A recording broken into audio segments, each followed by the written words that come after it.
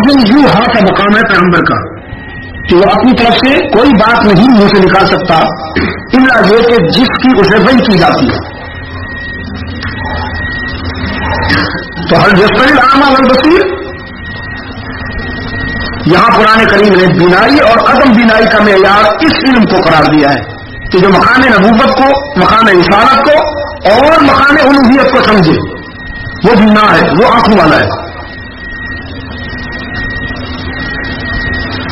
اور جو الوہیت اور رسالت میں فرق نہ کر سکے وہ اندھا ہے، کمبا، چاہے کتنے لمبے چوڑے چمکتے دمکتے جبے میں نظر آئے اور موٹی موٹی آنکھیں ہوں اس کی، لیکن اندھا ہے.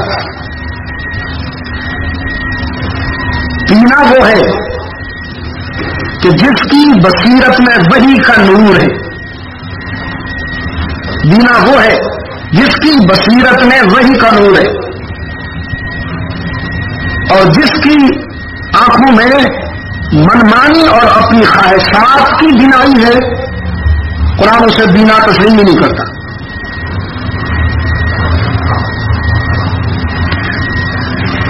الذين يخافون أن يحشروا إلى ربهم ليس لهم من دونه ولي ولا شفيع لعلهم يتقون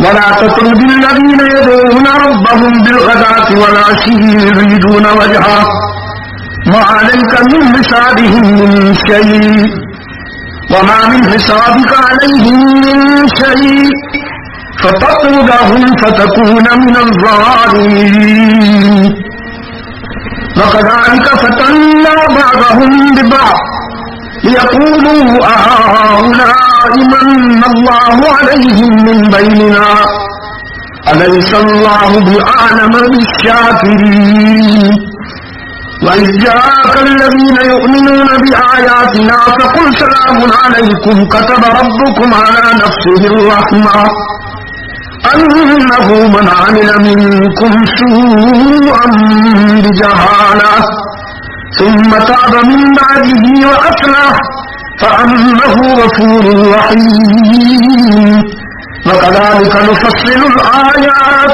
ولتستبين سبيل المجرمين. اور خبردار کر دے اس قرآن سے ان لوگوں کو جن کو ڈر ہے اس کا کہ وہ جمع ہوں گے اپنے رب کے سامنے اس طرح پر کہ اللہ کے سوا کوئی ان کا دوست، حامی و ناصر اور سفارشی نہیں ہوگا، تاکہ وہ تقوی اختیار کریں. مت دور کر ان لوگوں کو جو پکارتے ہیں اپنے رب کو صبح اور شام، چاہتے ہیں اس کی رضا، تجھ پر نہیں ہے ان کے حساب میں سے کچھ اور نہ تیرے حساب میں سے ان پر کچھ، کہ تو ان کو دور کرنے لگے بس ہو جائے گا بے انصافوں میں سے. اور اسی طرح ہم نے آزمایا ہے بعض لوگوں کو بازو سے تاکہ کہیں کیا یہی لوگ ہیں جن پر اللہ تعالیٰ نے فضل کیا؟ ہم سب میں سے کیا نہیں ہے اللہ تعالیٰ عالم بالشاکرین، شکر کرنے والوں سے باخبر؟ اور جب آنے تیرے پاس ہماری آیتوں کے ماننے والے تو کہہ دے سلام ہے تم پر، لکھ لیا ہے تمہارے رب نے اپنے اوپر رحمت کو. تو جو کوئی کرے تم میں سے برائی ناواقفیت سے پھر اس کے بعد توبہ کر لے اور نیک ہو جائے تو وہ غفور الرحیم ہے. ہم اسی طرح تفصیل سے بیان کرتے ہیں آیتوں کو تاکہ کھل جائے راستہ گناہگاروں کا واضح ہو جائے. کوئی خاص تشریح طلب بات اس میں نہیں ہے، بس ایک دو پہلو. مشرکین مکہ کا ایک اعتراض یہ تھا کہ ہم آپ کے پاس کیسے آئیں کہ آپ کے ارد گرد تو ایسے لوگ بیٹھے ہوتے ہیں کہ جن کا اسٹیٹس بہت لو ہے، ہم تو بہت اونچے طبقے کے لوگ ہیں، چودھری ہیں، خان ہیں، وڈیرے ہیں، اور آپ کے پاس تو معاشرے کے بالکل نچلے درجے کے لوگ بیٹھتے ہیں جن کے کپڑے بھی اتنے اچھے نہیں ہوتے، جن کا رہن سہن بھی اتنا معیاری نہیں ہے، تو پھر ہمارے اسٹیٹس کے لوگ وہاں نہیں ہیں، ہم کیسے آئیں؟ تو آپ صلی اللہ علیہ وسلم چونکہ انسانوں کی ہدایت کے لیے بہت زیادہ حریص کہ کوئی ہدایت سے محروم نہ رہے، بے قرار کوئی شخص جہنم میں نہ جا پڑے، بے چین کہ کوئی شخص اللہ سے نافرمانی کا راستہ اختیار نہ کر لے. تو کبھی کبھی آپ صلی اللہ علیہ وسلم ازراء اخلاق ازراء رحمت ان کو عزت کے ساتھ تکریم کے ساتھ بلا لیتے تھے. مشرکین آتے تو ان کے سامنے چادر بچھا دیتے بہت محبت کے ساتھ. کبھی کبھی ایسا بھی ہوا کہ جب وہ بیٹھے ہوئے ہیں تو پھر حضرت بلال جیسے لوگ, حضرت سلمان جیسے لوگ, تو چلو ملنے والے آئے ہوئے ہیں اللہ کے رسول صلی اللہ علیہ وسلم کی خدمت میں, چودھری صاحبان آئے ہوئے ہیں, کوئی وڈیرے آئے ہوئے ہیں, کوئی خوانین آئے ہوئے ہیں, تو ذرا تم ایک طرف رہو, تمہیں بہت بڑے لوگ ہیں, بڑے قیمتی کپڑے پہنے ہوئے ہیں, بڑے چمک رہے ہیں, بڑے معطر ہیں, بڑی قیمتی خوشبوئیں لگا رکھی ہیں. تو رب العالمین نے فرمایا میرے محبوب میرے نزدیک عزت ان کو نہیں جن کے کپڑے اچھے ہیں, عزت والے وہ نہیں ہیں جن کے مکان اچھے ہیں, میرے ہاں معزز وہ نہیں ہیں جن کے پاس دنیا بہت زیادہ ہے, میرے نزدیک تو وہ معزز ہیں ان کی قدر و منزلت ہے جس کے دل میں میری اور تیری محبت ہے. اہل تقویٰ میرے نزدیک صرف وہ قابل احترام ہیں تو جو مجھے یاد کرتے ہیں, جو تیری اتباع میں رہتے ہیں, جن کی جبین میرے سجدوں کے سوا کسی اور سجدے سے آلودہ نہیں اور جن کے دل میں تیری محبت کے سوا کسی اور کی محبت نہیں ہے, ان کو کبھی اپنے سے دور نہ ہٹایا کیجیے. وہی تیری برادری ہے, وہی تیرا سرمایہ ہے, وہی وہ لوگ ہیں کہ جنہوں نے آخرت میں عزت پانی ہے, عزت حاصل کرنی ہے. ان لوگوں کے نزدیک تو صرف دنیا ہے. یہ تو سمجھتے ہیں بس وہ کامیاب ہوا کہ جس نے 4 چکے اکٹھے کر لیے, وہ کامیاب ہوا کہ جس کی سب سے اچھی بلڈنگ بن گئی, وہ کامیاب ہوا کہ جس کی موٹر بہت اچھی ہو گئی, جس کا بینک بیلنس بہت زیادہ ہو گیا.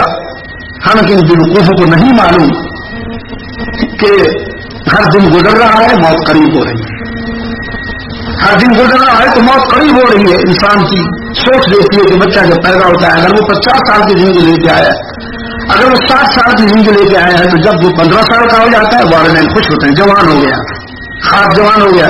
اس کی زندگی جو 60 سال کی تھی اب بھی 3 رہ گئی, 45 سال رہ گئی, 15 سال 60 ہو گئے. اب وہ بچہ جب 20 سال کا ہو گیا تو خوش ہوتے ہیں, ماشاء اللہ اب جوان ہو گیا ہمارا بچہ, خوش ہوتا ہے. کم وقت یہ نہیں معلوم کہ 20 سال اس کی زندگی کے کٹ گئے, وہ موت سے قریب ہو گیا, 20 سال قریب ہو گیا.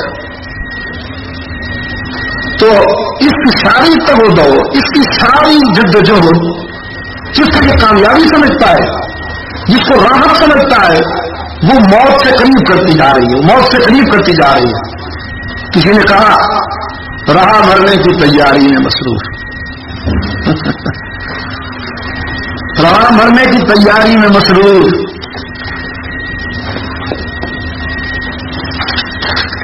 میرا کون اور اس دنیا میں تھا کیا, رہا مرنے کی تیاری میں مصروف. میرا کام اور اس دنیا میں تھا کیا.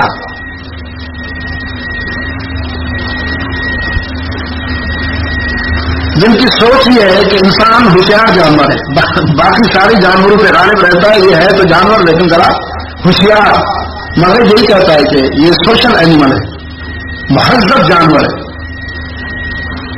تو ان کی جو ظاہری چمک دمک ہے وہ عزت کا معیار نہیں ہے. وَلَا تَطْرُدِ الَّذِينَ يَدْعُونَ رَبَّهُمْ بِالْغَدَاةِ وَالْعَشِيِّ, انہیں اپنے سے دور نہ ہونے دیجیے میرے محبوب جو دن رات مجھے یاد کرتے رہتے ہیں. یریدون وجہہ, اور اس لیے بھی مجھے یاد نہیں کرتے کہ لوگ خوش ہو جائیں ان پر, لاؤڈ اسپیکر پہ چیخ چیخ کے نہیں. تنہائی میں جب کوئی اور نہیں ہوتا تو پھر وہ اور میں ہوتے ہیں. تنہائی میں مجھ سے باتیں کرتے ہیں دنیا کو دکھانے کے لیے نہیں, میری صرف مجھے راضی کرنے کے لیے. ملک کی اذان سن کر کسی اللہ کے بندے نے کہا عشق سے پروانہ بے آموز, اے مرغ سحر عشق سے پروانہ بے آموز, کہاں سوختہ جہاں شدھ آواز میں آیت. عشق پروانے سے سیکھیے, چیخ چیخ کے میرا سر کھا لیا تم نے. محبت سیکھنی ہے تو پروانے سے سیکھ, اپنے معبود پہ جان دے دیتا ہے. آج تک کسی نے پروانے کی آواز نہیں سنی. مولوی صاحب تو لاؤڈ اسپیکر نہ ہو تو اس کا سارا عشق ختم ہو جاتا ہے.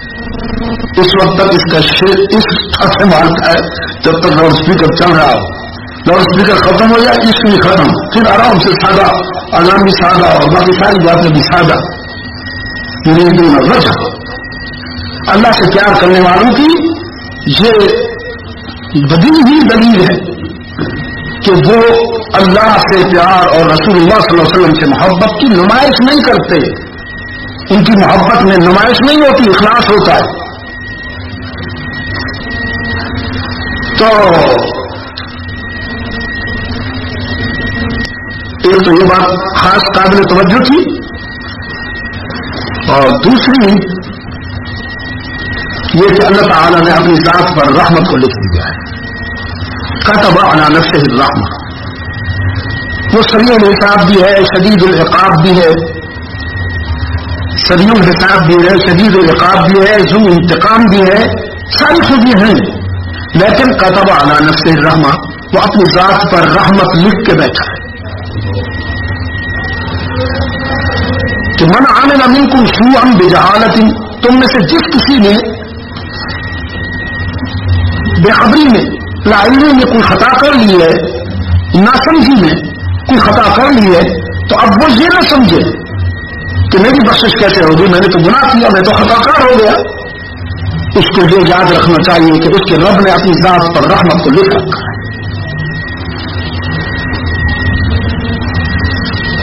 قل إني نهيت أن أعبد الذين تدعون من دون الله نهيت أن أعبد الذين تدعون من دون الله قل لا أتبع أهواءكم قد ضللت إذا وما أنا من المهتدين قل إني على بينة من ربي وكذبتم به ما عندي ما تستعجلون به إن الحكم إلا لله يقص الحق وهو خير الفاصلين قل لو أن عندي ما تستعجلون به لقضي الأمر بيني وبينكم والله أعلم بالظالمين وعنده مفاتح الغيب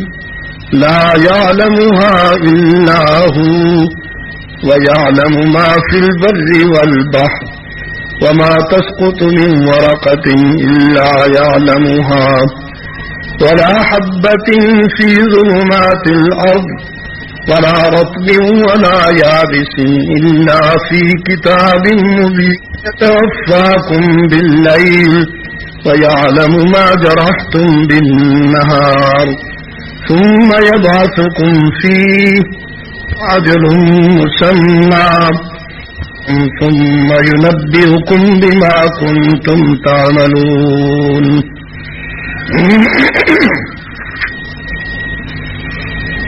کہیے کہ مجھ کو روکا گیا ہے اس سے کہ بندگی کروں ان کی جنہیں تم پکارتے ہو اللہ کے سوا. کہیے میں نہیں چلتا تمہاری خوشی پر، میں تو بہک جاؤں گا اگر تمہاری اتباع کروں اور نہ رہوں گا ہدایت پانے والوں میں. کہیے مجھ کو تو دلیل پہنچی ہے میرے رب کی طرف سے اور تم نے اس کو جھٹلایا.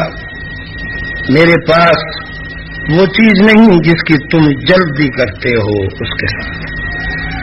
حکم کسی کا نہیں اللہ کے سوا، بیان کرتا ہے سچ اور وہ سب سے بہتر فیصلے کرنے والا ہے.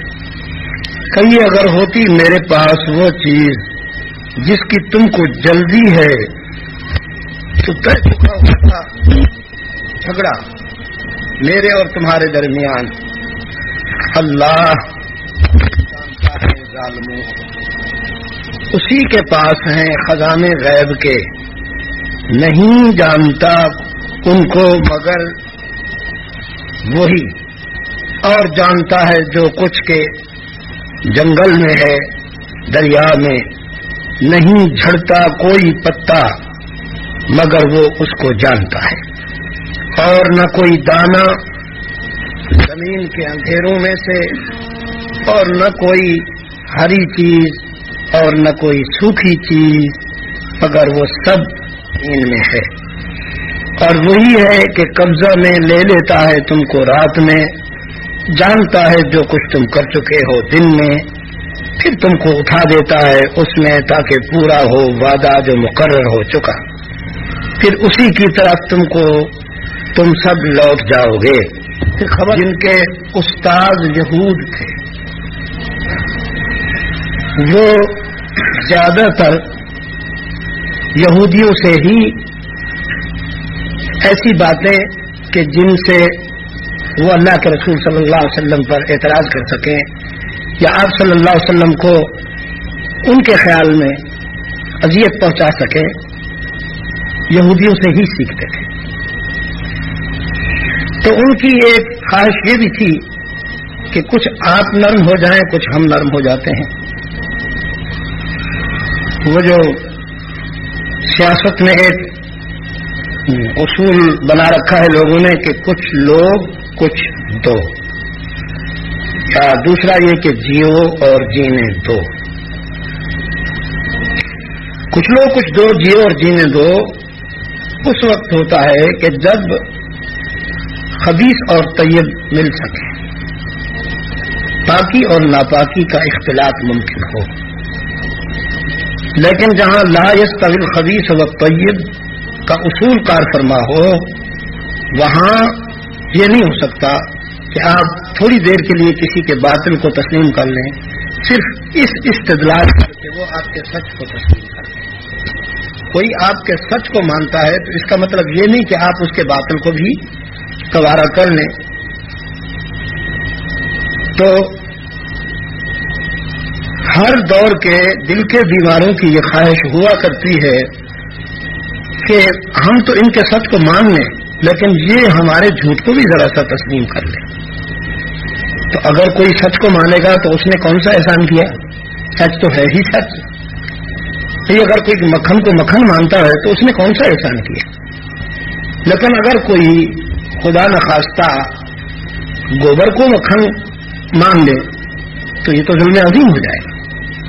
ایک لمحے کے لیے بھی یہ نہیں ہو سکتا کہ کوئی اگر ہماری بات، ہماری سچی بات کو تسلیم کر رہا ہے تو ہم اس کے جھوٹ کو ذرا سا گوارا کر لیں، اس کی اجازت نہیں ہے۔ مجھے اس بات سے روکا گیا ہے کہ جن سے تم مدد مانگتے ہو، جنہیں تم پکارتے ہو، مشکلات میں یاد کرتے ہو، میں بھی ان کی بندگی کر لوں یا میں انہیں گوارا کر لوں، نہیں ہو سکتا، مجھے اس سے روکا گیا ہے۔ دوسری جگہ ارشاد ہوا کہ وَلَقَدْ أُوحِيَ إِلَيْكَ وَإِلَى الَّذِينَ مِن قَبْلِكَ لَئِنْ أَشْرَكْتَ قُلْ يَا عِبَادِي قُلْ أَفَغَيْرَ اللَّهِ تَأْمُرُونِي أَعْبُدُ أَيُّهَا الْجَاهِلُونَ۔ تم مجھ سے یہ توقع رکھتے ہو کہ میں غیر اللہ کو معبود مانوں، میرا وہ تعلق جو میرے رب سے ہے، میں کسی بندے سے وہ تعلق قائم کر لوں، نہیں ہو سکتا۔ مفادات کا تقاضا تو ہے، تم تو اسی سے خوش ہوتے ہو، اور جب تم خوش ہو گے تو پھر مجھے کچھ فائدہ بھی پہنچے گا، لیکن میں تمہاری خوشی کو دیکھوں یا اپنے رب کی خوشنودی کو سامنے رکھوں، اس کی طرف سے تو مسلسل تنبیہ ہو رہی ہے۔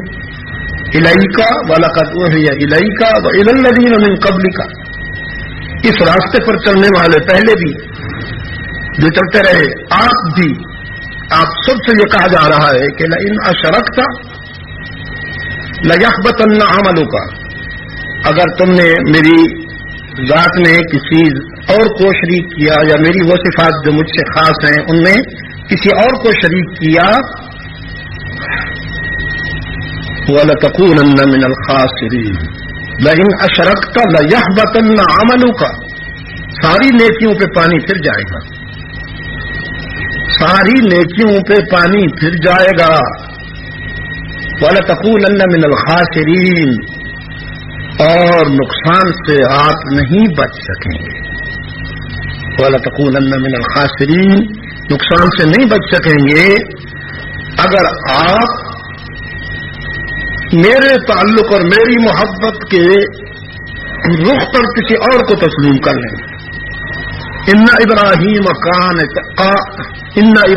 کان امتا قانتا للہ حنیفا. تو اصل میں یہ محبت میں یکجائی ہونا یہ بہت بڑی خوبی ہے. ہر طرف گھومتے پھرنا یہ مذہب میں منافقت ہے.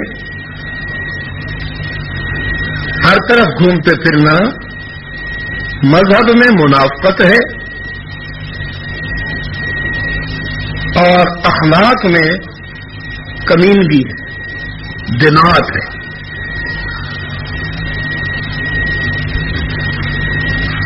کوئی شخص ایسی خاتون کو اپنے گھر میں بیوی بنا کے نہیں رکھے گا جو ہر ایک کے آگے وہی انداز اختیار کرے جو اس کا خاوند کے ساتھ ہوتا ہے.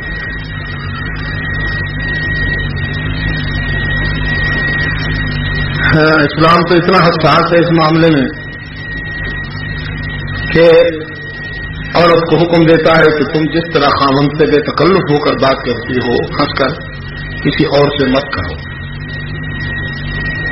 تو یہ تو ہے دنیا کا تعلق. اللہ کا تعلق اس سے بھی زیادہ نازک اور حساس ہے. رب العالمین اس سے بھی زیادہ نازک اور حساس تصور رکھتے ہیں اپنی دوستی میں. تو اپنے محبوب سے فرمایا لئن اشرکت لیحبطن عملک. کوئی تعویل قبول نہیں ہوگی کہ یا اللہ میرا مطلب یہ نہیں تھا اور یہ نہیں تھا. اگر ادھر ادھر دیکھا، اگر یکسوئی میں کوئی فرق آ گیا تو ساری نیکی پہ پانی پھر جائے گا. اس لیے فرما دیجئے، انہیں کہہ دیجئے کہ میں جس کا نمائندہ ہوں اس نے مجھے منع کر دیا ہے کہ میں تمہیں راضی کرنے کے لیے تمہارے مشکل کشاؤں کو گوارا کر لوں. نہیں ہو سکتا. اور اگر ایسا کر لوں قد ضللت انا اذا قد ضللت اذا وما انا من المهتدين. وہی بات ہو گئی لیحبطن عملک ولا تکونن من الخاسرین. کہ یہ میرے پاس تو دلیل ہے میرے رب کی طرف سے، میں اس دلیل کو اصول سمجھتا ہوں، تم اس دلیل کو جھٹلاتے ہو. اب تم کہتے ہو تمہیں دنیا کے خزانے مل جائیں، تم کہتے ہو تمہیں تمہارے اہداف پورے ہوتے نظر آئیں، یا پھر تم کہتے ہو کہ اللہ کا عذاب نقد آ پہنچے اور فوراً ہماری گرفت ہو جائے. تو ما عندی ما تستعجلون بھی، جس چیز کی تم جلدی کرتے ہو وہ میرے پاس نہیں ہے. اب حکم تو اللہ کا چلتا ہے اور اللہ کے حکم کے پیچھے اس کی حکمت کام کرتی ہے.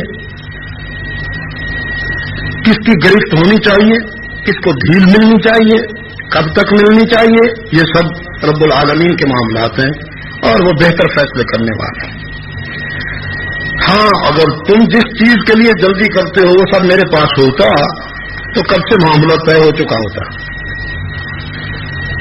لیکن اللہ تعالیٰ خوب جانتا ہے ظالموں کو، اور وہ خیر الفاصلین بھی ہے. اسی کے پاس ہیں غیب کے خزانے یا غیب کی کنجیاں. یہ مفاتح مفتاح سے بھی ہے، مفتاح سے بھی. اگر مفتاح سے ہو تو خزانے، اور مفتاح سے ہو تو کنجیاں یا چابیاں. مفہوم تو تقریباً دونوں کا ایک ہی بنے گا.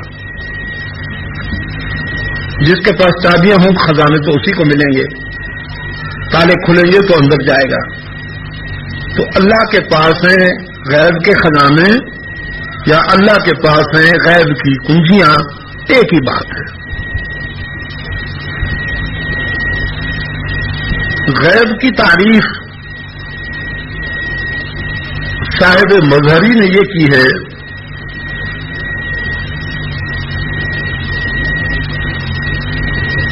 کہ وہ چیزیں یا وہ باتیں جو سامنے آ چکی مگر جن کا ظہور، جو وہ چیزیں اور وہ باتیں جو وجود میں آ چکی لیکن جن کا ظہور نہیں ہوا، جو سامنے نہیں آئی، وہ چیزیں یا وہ باتیں جو وجود میں تو آ چکی لیکن جن کا ظہور نہیں ہوا، تو جب تک ظہور نہ ہو وہ غیب ہے، اور جب بتا دیا جائے تو پھر وہ دائرہ غیب سے نکل گئے۔ تلک من انباء الغیب نوحیہ الیک۔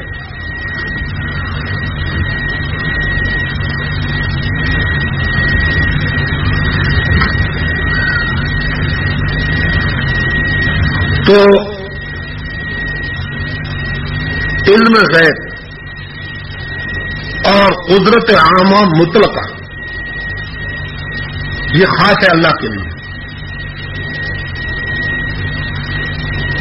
علم غیب اور قدرت عامہ مطلقہ یہ خاص ہے اللہ کے لیے، اس میں اللہ کے ساتھ کسی اور کو شامل کرنا شرک جلی ہے۔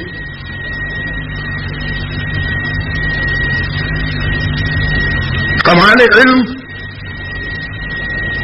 اور کمال قدرت جو اللہ کے ساتھ خاص ہے۔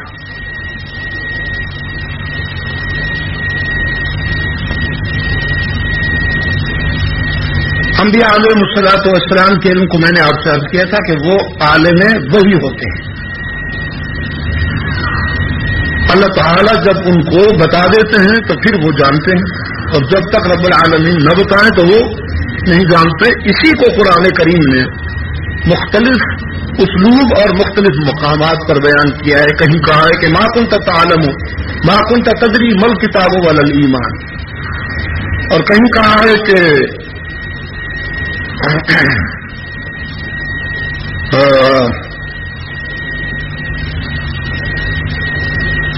سورہ یوسف میں ہے نا، انا جعلناه قرآنا عربيا لعلكم تعقلون نحن نقص عليك احسن القصص بما اوحينا اليك هذا القرآن وان كنت من قبله لمن الغافلين فان كنت من قبله لمن الغافلين۔ تو غفلت سے مراد یہ نہیں کہ آپ سوئے ہوئے تھے یا آپ خدا نخواستہ غفلت کا جو عام مفہوم ہمارے ہاں ہوتا ہے وہ ہے، ایسا نہیں۔ مطلب یہ کہ یہ باتیں آپ کو ہماری طرف سے بتلائی نہیں گئی تھی۔ یہ یاد رکھیے گا کہ عربی جو الفاظ ہیں یا عربی جملے ہیں، جب ان کا آپ ترجمہ کریں گے تو شخصیت کو سامنے رکھ کے کریں گے۔ یہ اس کی خوبی ہے جو شاید کسی اور زبان میں نہ ہو،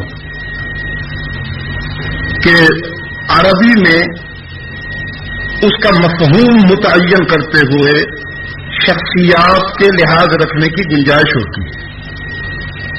یہ خوبی صرف عربی میں۔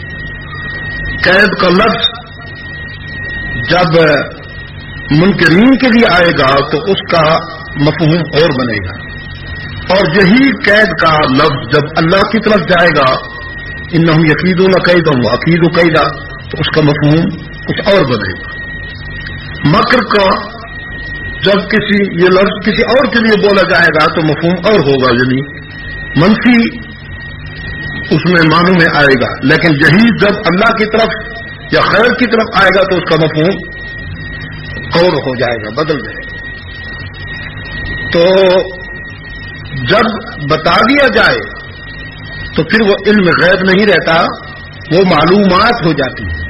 میں نے اس لیے عرض کیا تھا کہ پیغمبر کا علم وہی ہے جو اللہ کی طرف سے بذریعہ وہی بتایا جاتا ہے۔ اللہ تعالی کسی ذریعے کا محتاج نہیں ہے، جبکہ پیغمبر کا مقام یہ ہے کہ وما ينطق عن الهوى ان هو الا وحی یوحی، الا وحی یوحی، وہ اپنی خواہش سے نہیں بولتا جب تک کہ وہی اس سے نہ بلوائے، جب تک کہ وہی اس سے نہ بلوائے وہ تو لب کھولتا ہی نہیں۔ وہ جب بھی لب کھولتا ہے تو وہی کے ذریعے کھولتا ہے۔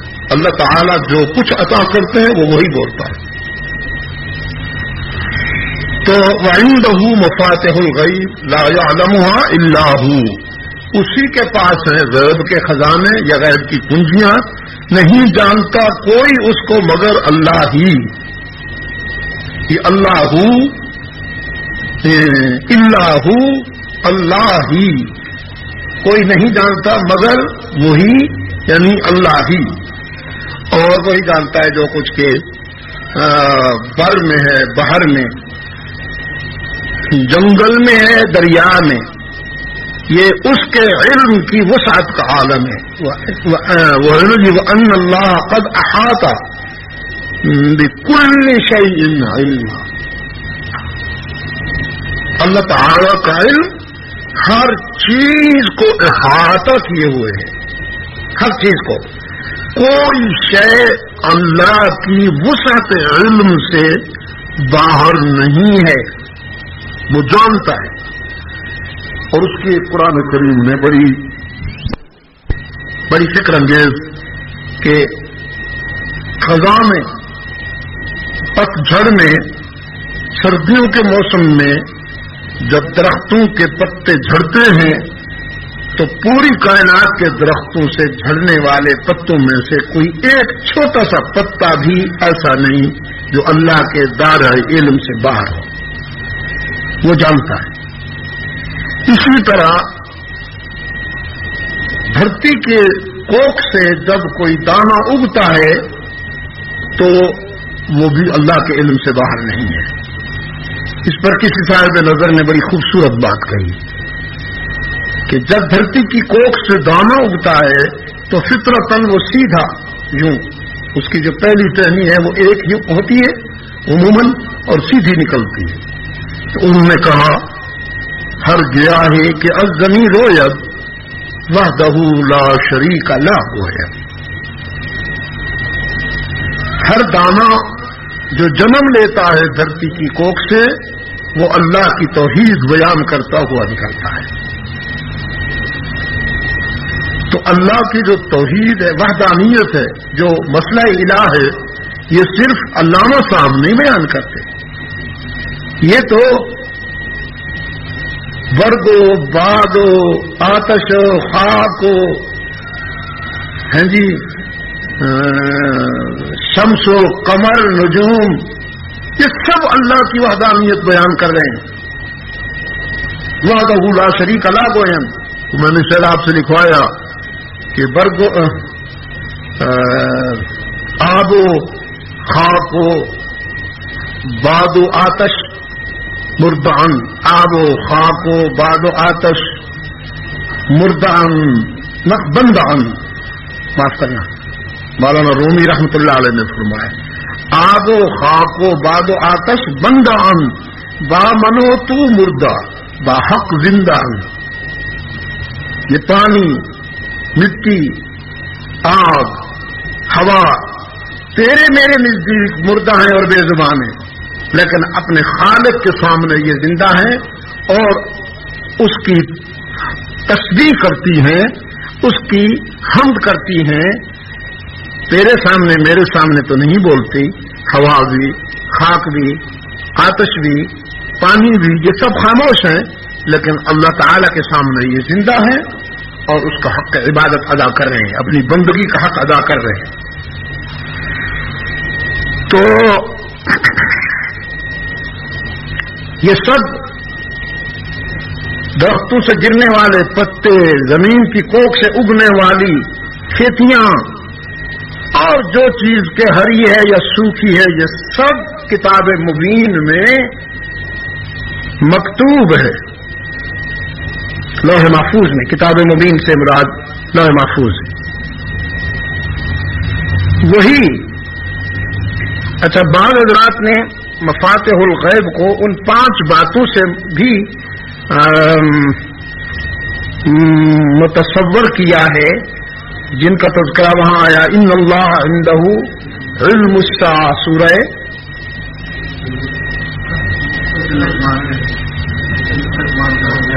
غالباً سورہ لقمان کی آخری آیات ہے.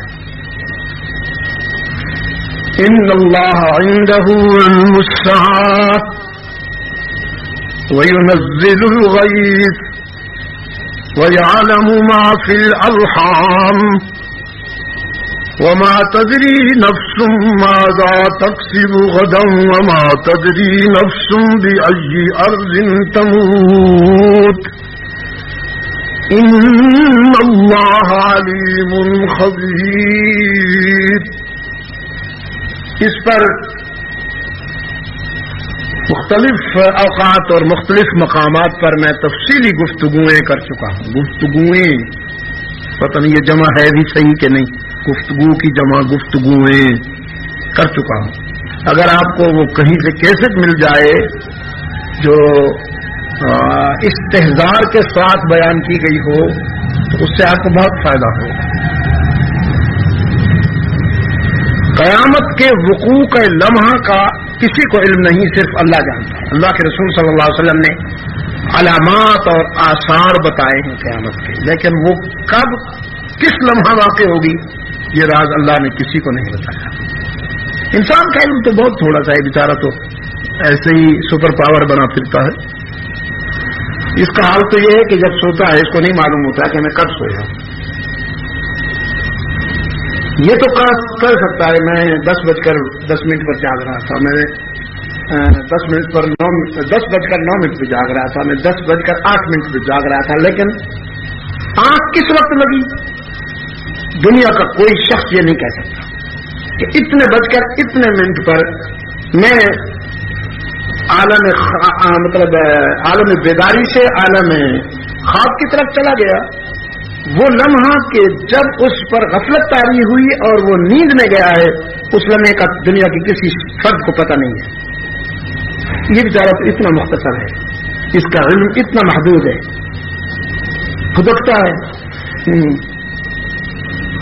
فیضا و حسین مبین وغیرہ مولانا مثلا کتابیں لکھتا ہے بڑی بڑی، جی کمپیوٹر کے بٹن ٹھک ٹھک کرتا ہے جیسے مرغ دانے چگتا ہے. اور اللہ تعالیٰ کی حکمتوں اس کی علم کی وسعتوں کو محدود کرنے کی کوشش میں لگا ہوا ہے، اور کہتا ہے کہ میں اسرار کائنات کا عارف ہوں، بہت جاننے والا ہوں. بھائی جو اللہ نے بتا دیا وہی جانتا ہے، انسان بیچارہ تو بہت محدود ہے. تو قیامت کب واقع ہوگی تمہیں تو اپنی نیند کے لمحے کا پتہ نہیں. وہ تو بہت بڑی بات ہے، اللہ تعالیٰ نے وہ راز اپنے پاس رکھا ہوا ہے. ہاں جیسے نیند کے آثار ہوتے ہیں، جمائیاں آ رہی ہیں، جسم غفلت کی طرف جا رہا ہے، آنکھیں بند ہو رہی ہیں، یہ علامات ہیں. تو اسی طرح قیامت کی بھی علامات بتائی گئی ہیں، لیکن اس کے جو وقوع کا لمحہ ہے وہ نہیں بتایا گیا. بارش کب کتنی آئے گی یہ راز اللہ تعالیٰ نے کسی کو نہیں بتایا. محکمہ موسمیات والے جو کچھ کہتے ہیں وہ تخمینہ ہوتا ہے. اللہ تعالیٰ کا علم تخمینی نہیں یقینی ہے. ایک تخمینی علم ہے، ایک یقینی علم ہے. تو اللہ کا علم تخمینی نہیں، بندوں کا علم تخمینی ہے اور اللہ کا علم یقینی ہے. بندے تو اندازہ کرتے ہیں. ایک پروفیشنل پیشہ ور تعویذ فروش کا فن یہ تھا، آرٹ یہ تھا کہ وہ جب تعویذ لکھتا تھا، مثلا کوئی آیا کہ میرے لڑکیاں بہت ہیں، ایک لڑکا چاہتا ہوں. ایک اور آیا ہے میرے لڑکے بہت ہیں، ایک لڑکی چاہتا ہوں. تو پھر تعویذ لکھتا تھا لڑکا بیچ میں نہ، پھر لڑکی لکھتا تھا. اب جس کو لڑکا چاہیے اگر اس کو لڑکا نہ ملتا اور لڑکی ملتی تو وہ آ جاتا کہ آپ نے مجھ سے اتنا وہ تعویذ کا ہدیہ تو لے لیا تھا، لیکن مجھے تو وہ لڑکی مل گئی ہے، میں تو لڑکے کا مطالبہ کر رہا تھا، کیا ذرا تعویذ نکالو. وہ تعویذ کھولتا تو کھول کے کہتا او ہو اچھا. وہ اصل میں ایک اور آدمی آیا ہوا تھا، وہ کہتا تھا کہ مجھے لڑکی چاہیے، تو میں اس کے خیال میں لکھ بیٹھا تھا لڑکا نہ لڑکی. اب لکھ دیتا ہوں لڑکا نہ لڑکی، تو فیس دوہری ہو گئی، یعنی پہلا ہدیہ بھی ہضم، دوسرا بھی ہضم. اب اگر کسی کو لڑکا ہو جاتا اور لڑکی نہ ہوتی تو پھر وہ آ کے کہتا تو کہتا تعویذ نکالو. وہ تعریف دیتا کہتا ہاں میں نے لکھا یہی تھا، لڑکا نہ لڑکی، تو اپنے مقصد کے لیے کبھی نہ کو ادھر ملا دیا، کبھی نہ کو ادھر ملا دیا، اور یوں اپنا مقصد پورا کیا۔ تو یہ ہیں اٹکل پچو، یہ ہیں انسانی ہوس کے ٹوٹکے، تکا بازی جو یہ بیچارہ کرتا رہتا ہے۔ اللہ کا علم یقینی ہے، یقینی۔ بارش کب کہاں اور کتنے مقدار میں آئے گی، ایک ایک قطرہ اللہ کے علم کا برہان بن کر نازل ہوتا ہے فرش زمین پر، فرش زمین پر۔ بارش بڑی خوبصورت چیز ہے، اس لیے نہیں کہ کائنات کو غسل ہو جاتا ہے، ہر چیز دھل جاتی ہے، ہر چیز نکھر جاتی ہے، ہوا مرطوب بھی ہو جاتی ہے اور پاکیزہ بھی ہو جاتی ہے، گرد غبار بیٹھ جاتی ہے، فضا بڑی روح افزا بن جاتی ہے، اس لیے نہیں۔ اصل میں اس نقطہ نظر سے بارش بڑی خوبصورت چیز ہے کہ اس کا ایک ایک قطرہ رب العالمین کے علم کا برہان بن کر فرش زمین پر نازل ہوتا ہے، اگر دیکھنے والی نظر ہو اس کو۔ تو کب آجی جو یہ بیچارہ کرتا رہتا ہے۔ اللہ کا علم یقینی ہے، یقینی۔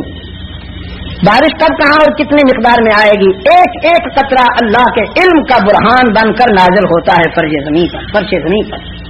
بارش بڑی خوبصورت چیز ہے، اس لیے نہیں کہ کائنات کو غسل ہو جاتا ہے، ہر چیز دھل جاتی ہے، ہر چیز نکھر جاتی ہے، ہوا مرطوب بھی ہو جاتی ہے اور پاکیزہ بھی ہو جاتی ہے، گرد غبار بیٹھ جاتی ہے، فضا بڑی روح افزا بن جاتی ہے، اس لیے نہیں۔ اصل میں اس نقطہ نظر سے بارش بڑی خوبصورت چیز ہے کہ اس کا ایک ایک قطرہ رب العالمین کے علم کا برہان بن کر فرش زمین پر نازل ہوتا ہے، اگر دیکھنے والی نظر ہو۔ تو وَيَعْلَمُ مَا فِي الْأَرْحَامِ، وہی جانتا ہے کہ جو کچھ رحموں میں ہے، ما فی الارحام۔ یہاں مفسرین حضرات نے زیادہ تر اسی پہ زور دیا ہے کہ ماں کے شکم میں جو بچہ ہے، اور ماں سے عموماً مراد انسانی ماں لی جاتی ہے، جبکہ قرآن کریم نے اس سلسلے میں تخصیص نہیں کی، رحموں کی بات کی، صرف رحموں کی بات کی ہے، ماؤں کی بات نہیں کی قرآن۔ اور یہی قرآن کریم کی وہ حکمت ہے کہ جو باقی تمام علوم اور تمام کتب پر غالب ہے اور ممتاز ہے اور سربلند ہے۔ مجھ سے یورپ میں ایک پادری نے اس سلسلے میں کہا تھا کہ آپ کے قرآن نے دعویٰ کیا تھا کہ ماں کے پیٹ میں بچے کی جنس کو کوئی نہیں جانتا، اب تو وہ سب کچھ معلوم ہو جاتا ہے۔ تو ولادت سے قبل مشین کے ذریعے، ایکس رے کے ذریعے معلوم کر لیا جاتا ہے کہ شکم میں ماں کے لڑکا ہے یا لڑکی۔ تو میں نے پھر اس کو دو انداز میں جواب دیا۔ ایک تو یہ کہ قرآن کریم کا یہ دعویٰ ہرگز نہیں ہے، قرآن کریم کا یہ دعویٰ ہرگز نہیں ہے کہ وہ انسانی رحموں کے بچوں کے بارے میں اللہ تعالیٰ جانتا ہے، ایسا نہیں ہے۔ رحم ہے مطلق، تو مطلق رحم تو اس میں حشرات بھی ہیں، حیوانات بھی ہیں، اور حشرات میں حشرات الماء بھی ہیں، حشرات البر بھی ہیں، حشرات البحر بھی ہیں، اسی طرح سے انسان بھی ہیں، ان میں شامل ہیں، جنگل کے درندے بھی ہیں، اڑنے والے پرندے بھی ہیں۔ تو ان تمام رحموں میں جو بچے ہیں ان کی جنس کو اللہ کے سوا کوئی نہیں جانتا۔ دوسری بات یہ ہے کہ وَيَعْلَمُ سے مراد قرآن کریم کی وسیع مفہوم ہے، صرف جنس نہیں ہے۔ اللہ تعالیٰ کے علم کو صرف جنس تک محدود کرنا یہ احانت کا پہلو نکلتا ہے، اس سے یہ اللہ تعالیٰ کی وسعت علمی کی توہین ہے۔ کتنی عظیم ذات، اس قدر علیم و خبیر ہے جی، اور اس کا علم اتنا لطیف، اور وہ اتنی چھوٹی سی چیز جانتا ہے، بس یہ اس کے علم کو محدود کرنا ہے۔ تو وَيَعْلَمُ مَا فِي الْأَرْحَامِ سے مقصود یہ ہے قرآن کریم کا کہ رحموں میں جو پل رہے ہیں، جنین جو بچے پل رہے ہیں، وہ خواہ کسی بھی اس سے تعلق رکھتے ہوں، انسان سے، حیوان سے، کسی، انہوں نے دنیا میں پیدا ہو کر کتنے دن زندہ رہنا ہے یہ بھی اللہ کے سوا کوئی نہیں جانتا، کتنا رزق کھانا ہے یہ بھی اللہ کے سوا کوئی نہیں جانتا۔ ان نفسا لن تموت حتی تستکمل رزقها، کوئی ذی روح اس وقت تک نہیں مرتا جب تک کہ وہ اپنے مقدر میں لکھا ہوا رزق پورے کا پورا نہ کھا لے. تو ہر پیدا ہونے والا یا ہر اس دنیا میں آنے والا کتنے دن زندہ رہے گا، اس کی عمر کتنی ہوگی، کتنا رزق کھائے گا، کتنی عزت پائے گا. عالم ہوگا، ان پڑھ ہوگا، خوش نصیب ہوگا، بد نصیب ہوگا، شقی ہوگا، سعید ہوگا، ذہین ہوگا یا غبی ہوگا، وفادار بنے گا یا غدار بنے گا، خوشیاں پائے گا یا دکھ اٹھائے گا، وفا کرنے والا ہوگا یا جفا کرنے والا ہوگا. اور پھر میں عام آدمیوں کو سمجھانے کے لیے تھوڑا سا ان میں نشاط طبع کے لیے بھی کہتا ہوں کہ مجاہد بنے گا کہ مجاور بنے گا، یکجائی ہوگا کہ ہرجائی ہوگا، سرفروش ہوگا یا تعویذ فروش ہوگا، یہ اللہ کے سوا کوئی نہیں جانتا. اب دیکھیے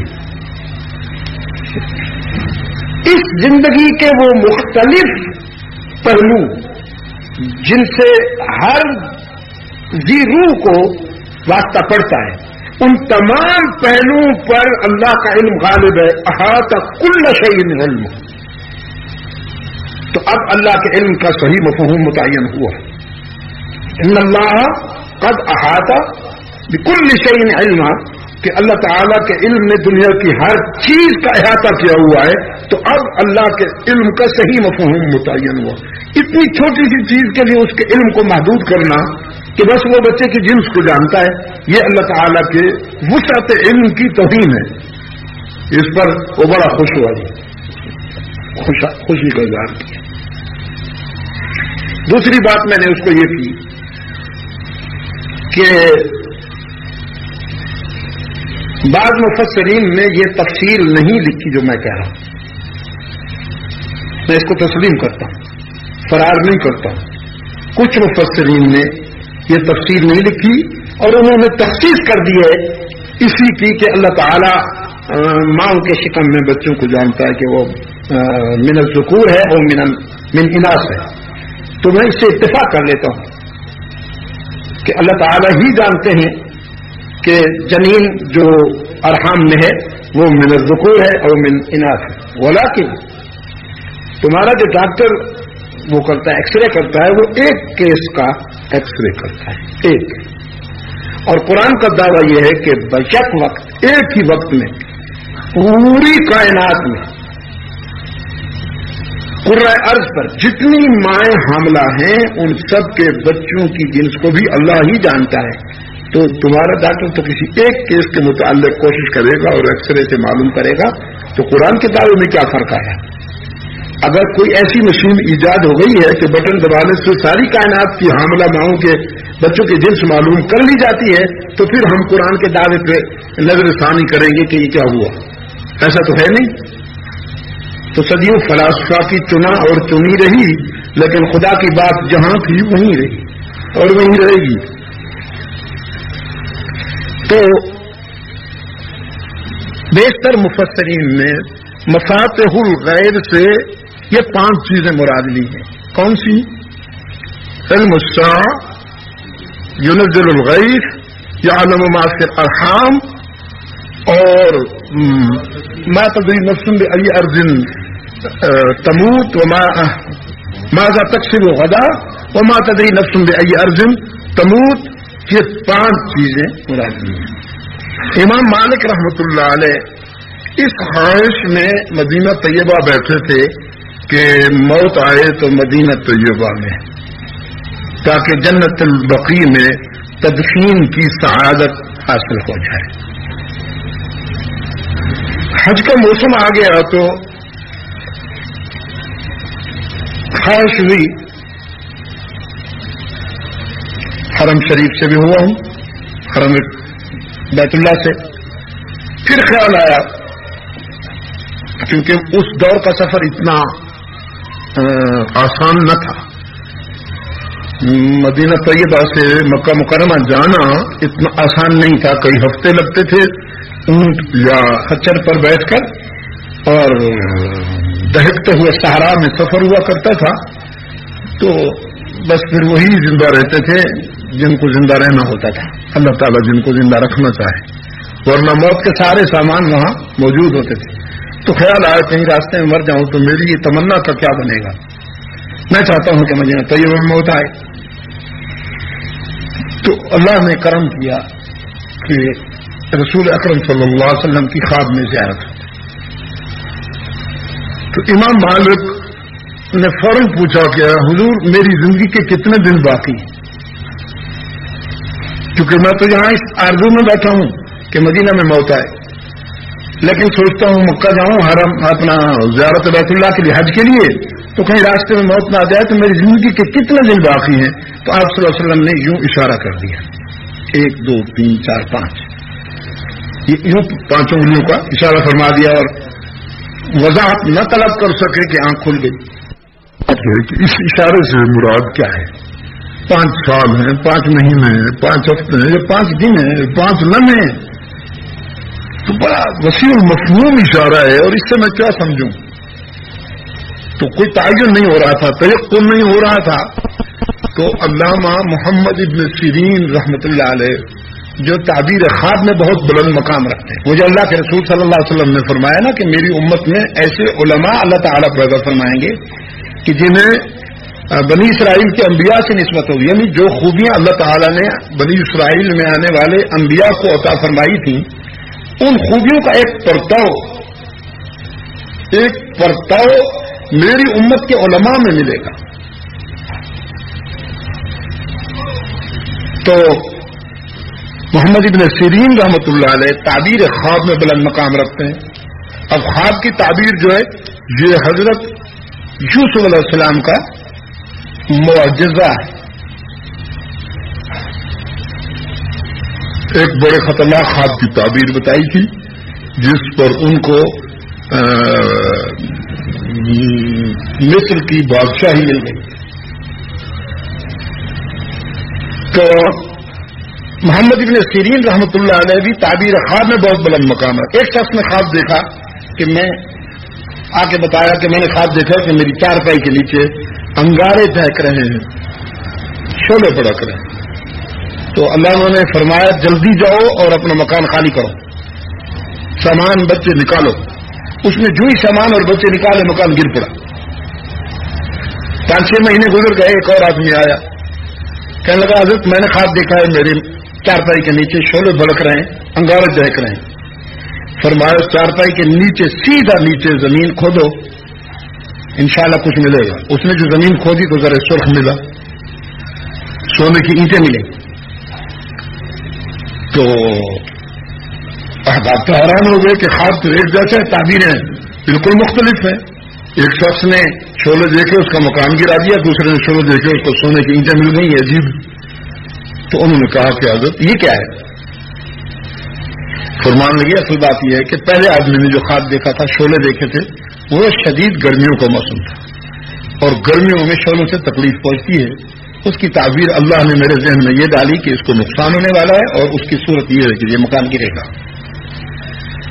لیکن دوسرے آدمی نے جو خواب دیکھا تھا وہ شدید سردیوں کا موسم تھا اور سردیوں میں شعلوں سے سکون ملتا ہے، راحت ملتی ہے. ہاں، تو چترال میں ایک خان صاحب جو آیا میں جس شعلے بھڑک رہے تھے، باہر برف باری کئی فٹ برف پڑی ہوئی ہے، تو سکڑا ہوا کانپتا ہوا آیا بےچارا اور شعلے کے اوپر بیٹھا کہتا ہے یا اللہ کتنا بڑا نعمت ہے یہ آگ بھی، ہم کو دنیا میں بھی محروم نہ کرنا، آخرت میں بھی محروم نہ کرنا. تو سردیوں میں آگ سے سکون ملتا ہے، راحت ملتی ہے. تو علامہ محمد ابن سیرین رحمۃ اللہ علیہ نے فرمایا اس کی تعبیر اللہ نے میرے ذہن میں یہ ڈالی کہ اس کو فائدہ ہوگا، اس سے سکون ملے گا، اس کی صورت ذرا سرخ بھی ہو سکتا ہے. تو امام مالک رحمۃ اللہ علیہ نے اپنا شاگرد بھیجا علامہ محمد ابن سیرین کے پاس، جاؤ ان سے خوابوں کی تعبیر پوچھ گیا، میرے خواب کی تعبیر پوچھ گیا، لیکن یہ نہ بتانا کہ خواب کس کا ہے. وہ لوگ قبرستان میں چلے گئے یار، اللہ نے جنہیں بہت نوازا تھا لیکن وہ خود کو ظاہر نہیں کرنا چاہتے تھے، چھپ رہتے تھے کہ ہماری جو خوبیاں ہیں، جو ہماری اللہ تعالی کی عطا کردہ وسعتیں ہیں، وہ نمائش کی اس میں نہ آ جائیں کہیں۔ بہت کچھ ہونے کے باوجود اپنے آپ کو کچھ نہ سمجھتے تھے، اور اب ہم کچھ نہ ہو کر بھی اپنے آپ کو سب کچھ سمجھ بیٹھے، اس لیے وہ جیت گئے، ہم ہارتے ہوئے نظر آتے ہیں۔ وہ بہت کچھ ہونے کے باوجود اپنے آپ کو کچھ نہ سمجھتے، اور ہم کچھ نہ ہو کر بھی اپنے آپ کو سب کچھ سمجھ بیٹھے۔ تو شاگرد سے فرمایا بتانا نہیں، خواب ان کو عرض کر دینا، تعبیر پوچھ کے آ جانا۔ امام مالک رحمۃ اللہ علیہ کا نمائندہ علامہ ابن سیرین کی خدمت میں آیا اور کہا جی اللہ کے ایک بندے نے ایک خواب دیکھا ہے، اور یہ خواب ہے، آپ تعبیر بتائیے۔ کہ اس میں حضور صلی اللہ علیہ وسلم کی زیارت ہوئی تو پوچھا کہ حضور میری زندگی کے کتنے دن باقی ہیں؟ تو آپ صلی اللہ علیہ وسلم نے یہ 5 انگلیوں کا اشارہ کر دیا، ان 5 انگلیوں کے اشارے سے کتنی مدت مراد ہے؟ ابن سیرین دیر چپ ہو گئے اور فرمانے لگے یہ خواب کس کا ہے؟ اس نے کہا مجھے اس کی اجازت نہیں کہ میں آپ کو بتا سکوں یہ خواب کس کا ہے، میں تو صرف تعبیر پوچھنے آیا۔ ابن سیرین رحمۃ اللہ علیہ نے فرمایا بھی اس وقت مدینہ طیبہ میں ایسا خواب دیکھنے والا امام مالک کے بغیر کوئی اور نہیں ہو سکتا، تو کہیں انہیں کا تو نہیں؟ اس نے کہا کہ مجھے اجازت نہیں ہے خواب دیکھنے والے کا نام بتانے کی، مجھے اجازت نہیں ہے، میں صرف تعبیر پوچھنے آیا۔ فرمایا تو پھر جاؤ اپنا کام کرو، میں اتنا سستا ہوں کہ نام نہیں بتاؤ گے اور میں تعبیر بتا دوں گا۔ وہ اتنا محتاط ہے کہ اپنا نام نہیں ظاہر کرنا چاہتا، تو میں اتنا غیر محتاط ہوں کہ بس یوں ہی تعبیروں کی بارش کرتا پھروں، جاؤ۔ اس نے آ کے عرض کیا اور مجبوری ہو گئی، فرمایا جاؤ بتا دو میرا نام۔ تو انہوں نے نام بتایا کہ وہی ہے۔ فرمایا حیرت ہے امام مالک جیسا روشن ضمیر اللہ کے رسول کے اس اشارے کو نہیں سمجھ سکا۔ بھائی اس اشارے سے مراد نہ 5 سال ہیں، نہ 5 مہینے ہیں، نہ 5 ہفتے ہیں، نہ 5 دن ہیں، نہ 5 گھنٹے ہیں، نہ 5 لمحے ہیں۔ اس اشارے سے مراد وہ 5 باتیں ہیں جن کا قرآن میں تذکرہ آیا ہے کہ ان کا علم اللہ کے سوا کسی کو نہیں، اور امام مالک کے خواب کا تعلق انہی 5 میں سے ہے کہ میری زندگی کے کتنے دن باقی ہیں اور مجھے موت کب آئے گی۔ تو اللہ کے رسول صلی اللہ علیہ وسلم نے فرمایا کہ ان 5 باتوں کا علم اللہ کے سوا کسی کو نہیں ہے، اس لیے میں نہیں جانتا۔ اور وہ 5 باتیں ان اللہ عنده علم الساعة وينزل الغيث ويعلم ما في الأرحام وما تدري نفس ماذا تكسب غدا وما تدري نفس بأي أرض تموت إن الله عليم خبير۔ تو اکثر مفسرین نے مفاتح الغیب سے یہی 5 باتیں لی ہیں، لیکن اگر مفاتح الغیب کو ان 5 باتوں تک محدود نہ بھی کیا جائے تو اللہ کے ہی علم میں ہیں غیب کے سارے خزانے، وہ چاہے 5 ہوں، 5000 ہوں، یا 5 لاکھ ہوں، یا 5 کروڑ 5 ارب ہوں، سارے غیب کے خزانے اللہ کے پاس ہیں، اللہ کے سوا کوئی نہیں جانتا۔ اور اللہ تعالیٰ اپنے بندوں میں سے انبیاء اور رسول میں سے جس کو بتاتا ہے، جب وہ بتا دے تو پھر وہ غیب نہیں رہتا، پھر وہ معلوم ہو جاتا ہے۔ تلک من انباء الغیب نوحیہ الیک۔ تو آپ نے علم غیب کی تعریف لکھ لی، وہ تمام باتیں یا وہ تمام چیزیں جو وجود میں تو آ چکی ہیں لیکن جن کا اظہار نہیں ہوا۔ صاحب مظہری نے اس کی تعریف یہی کی ہے، اور یہ تعریف بہت حد تک قرآن و سنت کے مزاج کے قریب ہے کہ وہ تمام باتیں یا وہ تمام چیزیں جو وجود میں آئیں اور جن کا اظہار نہ ہو ان کو اللہ کے سوا کوئی نہیں جانتا۔ تو علم غیب بھی اللہ کی صفت خاص ہے، اور قدرت عامہ مطلقہ بھی اللہ کی صفت خاص ہے. وعنده مفاتح الغیب لا يعلمها الا هو ويعلم ما في البر والبحر وما تسقط من ورقة إلا يعلمها ولا حبة في ظلمات الأرض ولا رطب ولا يابس إلا في كتاب مبين وهو الذي يتوفاكم بالليل ويعلم ما جرحتم بالنهار ثم يبعثكم فيه ليقضى أجل مسمى ثم إليه مرجعكم ثم ينبئكم بما كنتم تعملون. وہ جو تمہیں رات کو سلاتا ہے اور رات کو جو تم کو سلاتا ہے وہ تمہارے دن کے کرتوت کو بھی خوب جانتا ہے کہ تم نے دن میں کیا کیا. یہ سب کچھ جاننے کے باوجود تمہیں رات کو آرام سے سکون سے سلاتا ہے پھر تمہیں اٹھاتا ہے کہ شاید تم بدل جاؤ, شاید تم خیر کے راستے پہ آ جاؤ, شاید تم اللہ کی نافرمانی کا راستہ چھوڑ دو. اس کی رحمت اس امید پر پھر تمہیں اٹھاتی ہے, پھر تم وہی کرتوت کرتے ہو. رات آتی ہے وہ پھر تمہیں سکون سے سلاتا ہے, پھر اس امید پر اس کی رحمت تمہیں اٹھاتی ہے کہ شاید تم آج کے دن بدل جاؤ. یہ سلسلہ چلتا رہتا ہے, تم نافرمانیاں کرتے رہتے ہو. اللہ کی رحمت تمہیں سکون کے ساتھ سلاتی بھی ہے, اٹھاتی بھی ہے, سلاتی بھی ہے, اٹھاتی بھی ہے. تا کہ الی اجل مسمى, وہ وقت پورا ہو جائے. ہمیں دنیا کی زندگی میں لکھ کہ کتنا وقت گزارنا ہے وہ وقت تم گزارو گے, اور اس پیریڈ کے گزرنے کے ساتھ اللہ تعالیٰ کی رحمت اس امید میں رہے گی کہ شاید تم بدل جاؤ, شاید تم بدل جاؤ. اور کائنات کی ہر شے تمہیں اس کی ترغیب دے گی کہ اللہ کے قریب ہو جاؤ, اللہ کے قریب ہو جاؤ. ہاں, تو جب اس دنیا کو چھوڑ کر جاؤ گے تو پھر ساری زندگی کا جو تمہارا کیا کرتا ہے وہ تمہارے سامنے آ جائے گا. ثم ينبئكم بما كنتم تعملون. ينبئكم کہا ہے, یحکم نہیں کہا. عجیب, بتائے گا وہ تمہیں کہ تم کیا کر کے آئے ہو, بتائے گا. کر کے تو یہ آئے ہو, دکھائے گا ضرور تمہیں تمہارے اعمال, لیکن فیصلہ اپنی رحمت کے مطابق کرے گا, اس لیے کہ وہ اپنی ذات پر رحمت لکھ کے بیٹھا ہے. قتل نفسہ الرحمہ. ينبئكم تو ہے, بتائے گا ضرور کہ تم یہ سب کچھ کر کے آئے ہو. فیصلہ اپنی رحمت کے مطابق کرے گا کہ وہ اپنی ذات پر رحمت کو لکھے ہوئے بیٹھا ہے. وهو القاهر فوق عباده ويرسل عليكم حفظا حتى إذا جاء أحدكم الموت توفته رسلنا وهم لا يفرطون ثم ردوا إلى الله مولاهم الحق ألا له الحكم وهو أسرع الحاسبين. قل من ينجيكم من ظلمات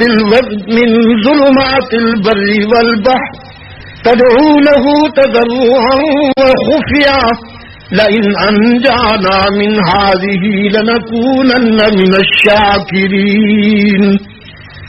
قل الله ينجيكم منها ومن كل كرب ثم أنتم تشركون. قل هو القادر على أن يبعث عليكم عذابا من فوقكم أو من تحت أرجلكم أو يلبسكم شيعا ويذيق بعضكم بأس بعض. انظر كيف نصرف الآيات لعلهم يفقهون. وكذب به قومك وهو الحق. قل لست عليكم بوكيل لكل نبأ مستقر وسوف تعلمون. وهو القاهر فوق عباده, اور وہی غالب ہے اپنے بندوں پر. وهو القاهر فوق عباده, وهو القاهر فوق عباده, وہی غالب ہے اپنے بندوں پر قادر، قادر وہی قاہر، عبد القادر نہیں، قادر اپنے بندوں پہ قاہر، غالب اور مختار کل، وہو القاہر فوق عبادی، اپنے بندوں پر صرف وہی قاہر ہے، وہی غالب ہے، کوئی انہیں مشکلات میں نہیں بچا سکتا سوائے اس کے، وہی غالب ہے اپنے بندوں پر، اولیاء ہوں یا انبیاء، سب اس کے در پہ عاجزی کرنے والے ہیں، سب بندگی کرنے والے ہیں، سب رونے والے ہیں، وہ سب کے آنسو پوچھنے والا ہے، سب دامن پھیلانے والے ہیں، صرف وہی بھرنے والا ہے، سب اس سے مانگنے والے ہیں، صرف وہی عطا کرنے والا ہے، اس کے بغیر کوئی عطا کرنے والا نہیں، اس کے سوا کوئی مشکلات میں کام آنے والا نہیں، اس کے بغیر کوئی بھنور میں سفینے بچانے والا نہیں، اولاد وہی دیتا ہے، دکھ وہی ٹالتا ہے، مصیبتیں وہی دور کرتا ہے، بیماریاں وہی دور کرتا ہے، وَهُوَ الْقَاهِرُ فَوْقَ عِبَادِهِ، کوئی جھونپڑی میں رہنے والا صحرا نشین جو خس و خاشاک کے گھروندے میں وقت گزار رہا ہے، اس کی بگڑی بھی وہی بناتا ہے، اور میلوں میں پھیلے ہوئے لمبے چوڑے محلات میں جینے والا کوئی قطرہ ناپاک سے بنا ہوا جرثومہ جو اپنے آپ کو مالدار، دولت مند اور تمنگر سمجھتا ہے، نواب، شیخ، رئیس، چودھری، خان اور نہ معلوم کیا کیا نام رکھتا ہے اپنے، وہ بھی اسی طرح اللہ کے سامنے بے بس، ضعیف اور محتاج، مطلق ہے، وہ القاہر فوق عبادہ، وہ کسی جھوپڑی میں رہنے والے غریب کے دکھ ٹالنے والا بھی وہی ہے، اور بادشاہوں کی بگڑی بنانے والا بھی وہی ہے، سب اس کے در پہ مانگنے والے فقیر ہیں، وہ القاہر فوق عبادہ، بس وہی ایک غالب ہے اپنے بندوں پر، اور بھیجتا ہے تم پر نگہبان، یہ اس کا کرم دیکھو، بھیجتا ہے تم پر نگہبان، یہاں تک کہ جب آ پہنچے تم میں سے کسی کو موت تو قبضہ میں لے لیتے ہیں اس کو ہمارے بھیجے ہوئے وہی جو نگہبان بھیجے ہوئے ہیں وہ قبضہ میں لے لیتے ہیں، اور وہ کوتاہی نہیں کرتے، ذرا بھی ایک لمحے کی بھی کوتاہی نہیں کرتے، اگر کوتاہی کرنے والے ہوتے تو اللہ تعالیٰ ان کو مقرر کیوں کرتا؟ اللہ کے نمائندے کوتاہی کیسے کر سکتے ہیں؟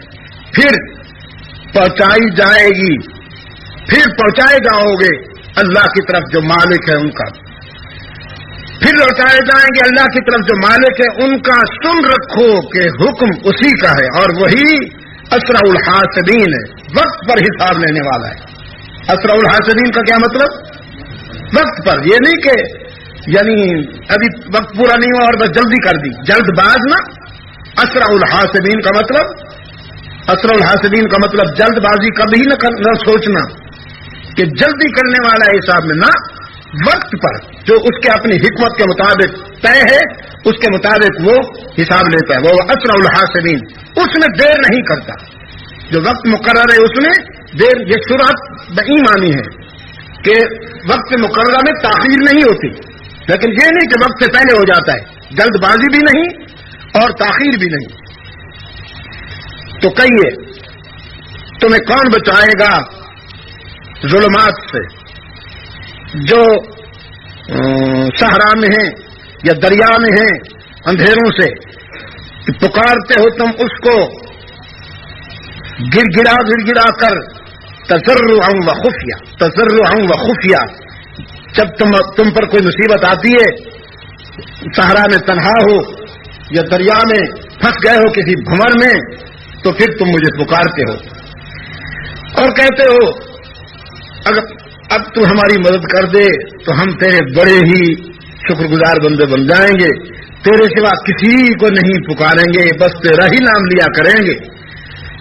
رب العالمین نے فرمایا اور جب ہم تمہیں نجات دے دیتے ہیں، کہیے میرے محبوب تم کتنے جھوٹے ہو، وعدہ کر کے نبھاتے نہیں ہو، ہم کتنے وفادار ہیں، تمہاری بے وفائیوں کے باوجود بھی احسان کرتے جاتے ہیں، ہم جب تمہیں چھڑا دیتے ہیں ثم انتم تشرکون، پھر وہی باول حق بیڑا بھگ، پھر وہی بگرداد بلا افتاد کشتی مدد کن یا معین الدین چشتی، جب کشتی پھنسی ہوئی تھی تو ہمیں پکارا یا اللہ بچا لے، یا اللہ بچا لے، اور جب ہم نے بچایا تو پھر تم اسی طرف چلے گئے، تو مصیبت میں ہم یاد آتے ہیں، اور جب راحت ملتی ہے تو پھر تمہیں کون یاد آتے ہیں؟ انداد. لا تتخذوا من دون اللہ اندادا یحبونہم کحب اللہ. تم ان سے اس طرح محبت کرتے ہو جس طرح اللہ سے کرنی چاہیے. تو بندوں میں سے کسی کے ساتھ محبت کے اس حق کا استعمال حرام ہے جو حق اللہ کے لیے خاص ہے. اور وہ حق کون سا ہے؟ مشکلات میں مدد مانگنا، ہر جگہ اس کو موجود سمجھ کر اس سے ڈرنا، امیدیں اس سے وابستہ کرنا، اور اس سے توقعات رکھنا، یا اللہ میری ڈگری بنا دے، یا اللہ مجھ پہ کرم فرما دے. تو یہ سارے تصورات اللہ کے ساتھ خاص ہیں، اور یہ محبت صرف اللہ کے ذات کے لیے ہے، کسی اور کے لیے نہیں ہے. لیکن ہم جب تمہیں نجات دیتے ہیں اس سے، مصیبت سے اور دکھوں سے، تو پھر تم ہو کہ شرک کرنے لگتے ہو. تو اسی کو قدرت ہے اس پر کہ بھیجے تم پر عذاب. وہ کر تو سکتا ہے کہ چاہے تو وہ تمہیں فوراً گرفت کر لے تمہارے کرتوتوں کی، اوپر سے او من تحت ارجلکم، یا نیچے سے تمہارے پاؤں کے نیچے سے. اللہ کا عذاب اوپر سے آئے یا نیچے سے آئے. اوپر سے بعض مفسرین نے یہ بھی لکھا کہ اوپر کے عذاب سے مراد ظالم حکمران مسلط کر دے، اور من تحت ارجلکم سے مراد یہ ہے کہ اولاد بے وفا ہو جائے. یہ بھی تو اللہ کا عذاب ہے. تمہارے نوکر غداری کریں، یہ بھی تو اللہ کا عذاب ہے. جو تمہارے ماتحت ہیں وہ تمہاری دل آزاری کریں، یا تمہارے مال میں خیانت کریں، یا تمہاری آبرو میں خیانت کریں. ہاں جی، یہ بھی اللہ کے عذاب کی ایک شکل ہے. جو لوگ دوسروں کی عزت نہیں رکھتے ان کی اپنی عزت بھی محفوظ نہیں رہتی. یہ اللہ کے عذاب کی ایک قسط ہے. تو اس سلسلے کی تفصیلات تو بہت ہیں، لیکن میں یہاں نہیں لانا چاہتا ہوں. وہ کبھی کبھی تم پر اوپر سے عذاب لاتا ہے، کبھی تمہارے قدموں کے نیچے سے عذاب پھوٹتے ہیں، اور یا پھر تمہیں ٹکڑے ٹکڑے کر کے، فرقے فرقے کر کے اذیت کی کیفیت تم پر طاری کر دیتا ہے، تمہیں مبتلا عذاب کر دیتا ہے. اور یلبسکم شیعا، یعنی متفرق ہو جانا، مرکزیت کا ٹوٹ جانا، جمعیت کا ٹوٹ جانا، یہ بھی اللہ کے عذاب کی ایک شکل ہے.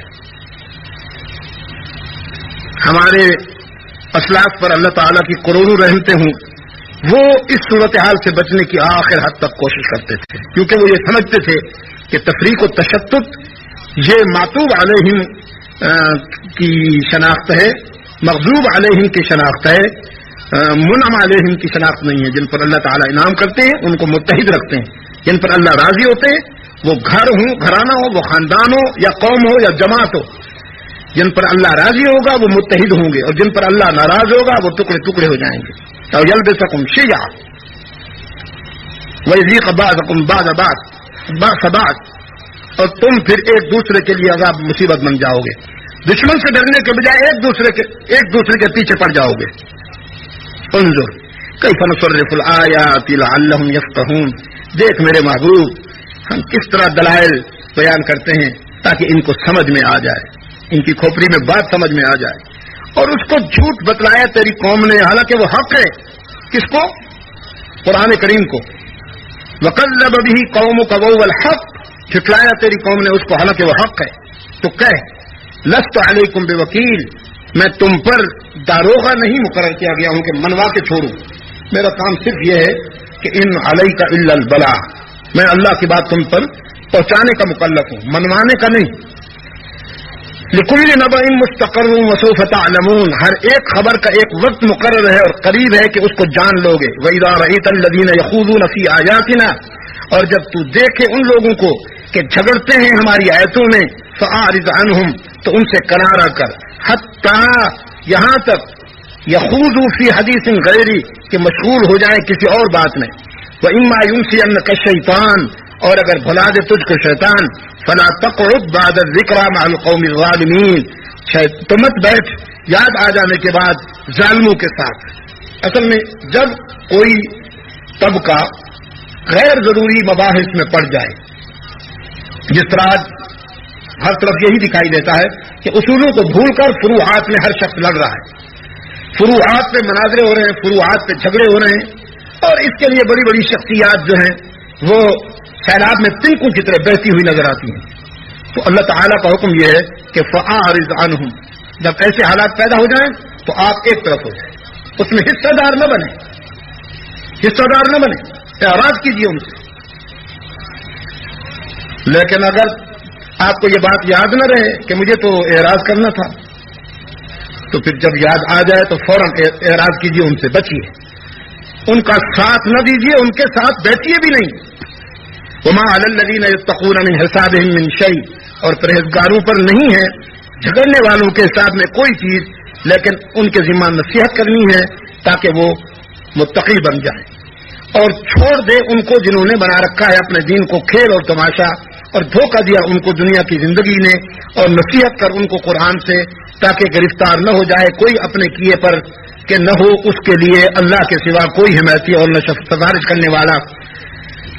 اگر بدلے میں دے، سارے بدلے تو قبول نہ ہوں اس سے، وہی لوگ ہیں جو گرفتار ہوئے اپنے کیے میں، ان کو پینا ہے گرم پانی جو جہنم کی ایک دردناک عذاب کی صورت ہے، وہ عذاب علیم اور دردناک عذاب، بسبب اس کے کہ وہ کفر کرتے رہے، کوئی خاص بات قابل وضاحت نہیں۔ قل أندعو من دون الله ما لا ينفعنا ولا يضرنا ونرد على أعقابنا بعد إذ هدانا الله كالذي استهوته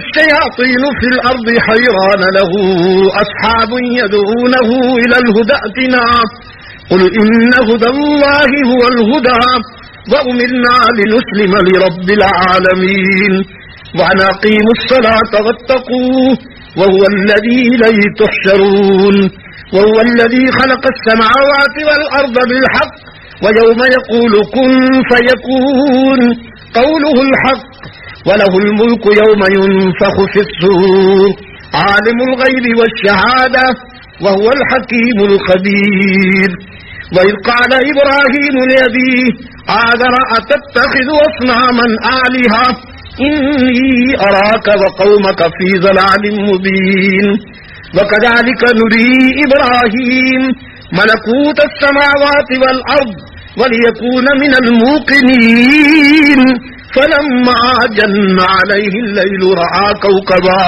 قال هذا ربي فلما أفل قال لا أحب الآفلين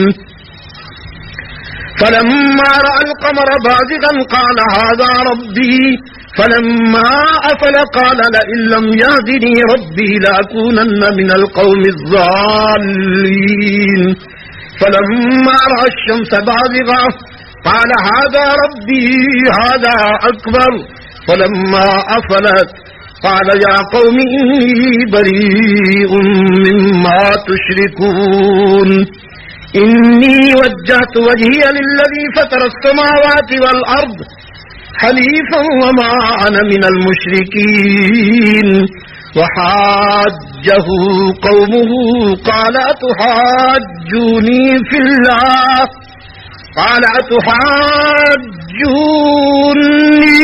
الله وقد هدان ولا أخاف ما تشركون به إلا أن يشاء ربي شيئا وسع ربي كل شيء علما أفلا تتذكرون وكيف أخاف ما أشركتم ولا تخافون أنكم أشركتم بالله ما لم ينزل به عليكم سلطانا فأي الفريقين أحق بالأمن إن كنتم تعلمون الذين آمنوا ولم يلبسوا إيمانهم بظلم أولئك لهم الأمن وهم مهتدون. جی جی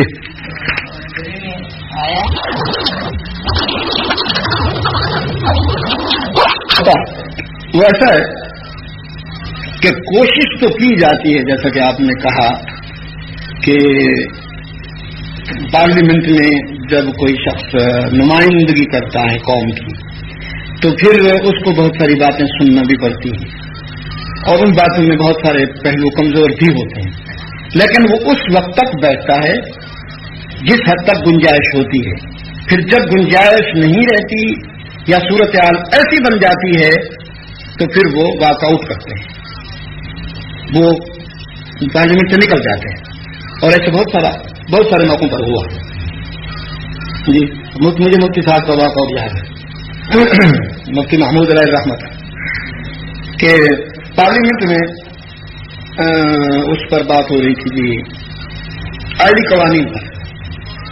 ایوب خان کا دور تھا تو آئلی قوانین کے حوالے سے ایوب خان کی اپنی ایک لیگ تھی، کنونشن لیگ، یا اپنی مقصد کی بنایا کرتے ہیں نا جی کنونشن لیگ.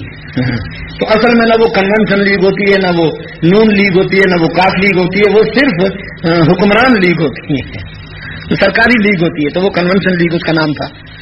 تو اس میں جو خواتین تھیں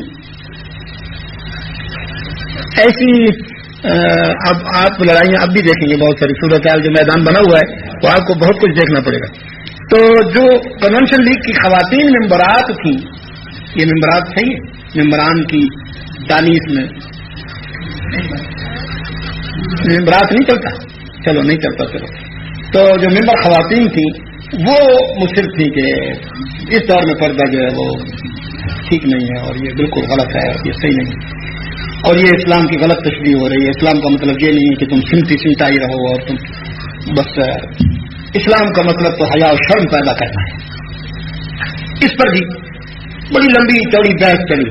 اتفاق سے میں اس اجلاس میں اوپر گیلری میں بیٹھا تھا تو مفتی صاحب رحمۃ اللہ علیہ نے بڑی مدل ماننے والا ہے چھپی اور کھلی باتوں کا، وہ الحکیم الخبیر، اور وہ حکمت والا جاننے والا ہے.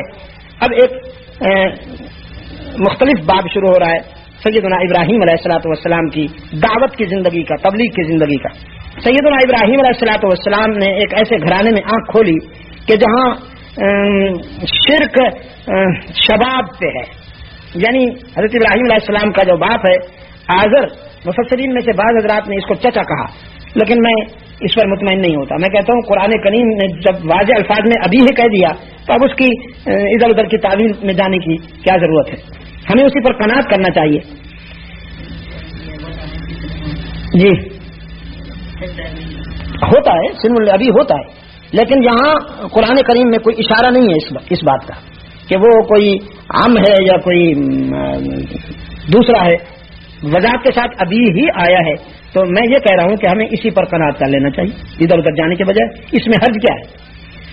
یہ سمجھنا کہ نبی کسی مشرک کا بیٹا نہیں ہو سکتا، یہ کوئی میں سمجھتا ہوں کہ منصفانہ سوچ نہیں ہے. پیغمبر کے بطن سے مشرک جنم لے سکتا ہے اور مشرک سے بطن سے نبی جنم لے سکتا ہے. یخرج الحی من المیت ویخرج المیت من الحی کا مفہوم یہ نہیں ہے کہ زندہ مرغی سے مردہ انڈا اور مردہ انڈے سے زندہ مرغی کو پیدا کرتا ہے. یہ کوئی مفہوم نہیں بنتا. یخرج الحی من المیت ویخرج المیت من الحی کا مفہوم یہ بنتا ہے کہ وہ مشرک سے موحد اور موحد سے مشرک، یہ اس کے اپنی تخلیق کے کرشم ہے. تو وہ بت گھر تھے، اصنام بناتے تھے، اور اصنام میں انداز میں آپ کو فرق بتا چکا ہوں. ابراہیم علیہ الصلوۃ والسلام نے آزر سے صاف کہہ دیا کہ میں تجھے اور تیری قوم کو گمراہی میں دیکھتا ہوں، جو کھلی گمراہی.